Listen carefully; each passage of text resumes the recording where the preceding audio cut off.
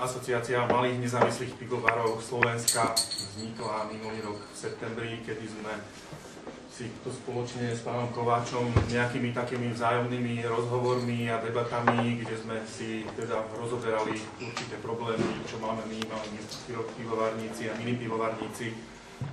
A v podstate skonštatovali sme, že by bolo dobre založiť teda niečo, čo by hájilo záujmy malých a mini pivovarov, kde by sme rozoberali svoje problémy, poprípade si aj vzájomne pomáhali pri výmene skúseností, technológií, zháňaní surovín a vecí s tým súvisiacich.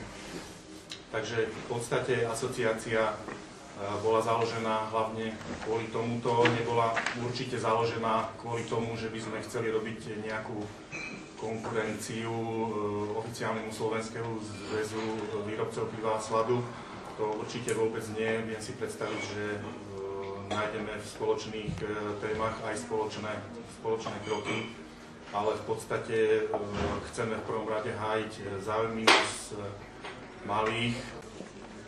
A týchto 591 pivovarov v Československu boli takou hybnou silou, že vlastne v roku 1926 bola ročná svetová produkcia piva 172 miliónov hektolitrov a Československo vyprodukovalo 10 miliónov hektolitrov a bolo štvrtým najväčším producentom piva na svete.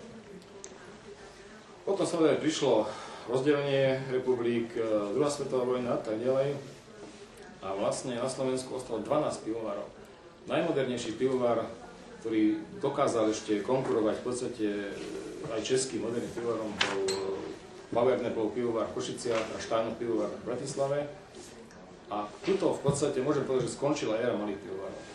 To znamená, že po druhej svetovej vojne prišlo znárodňovanie, prišiel socializmus, ktorý prijal hlavne veľkovýrobe.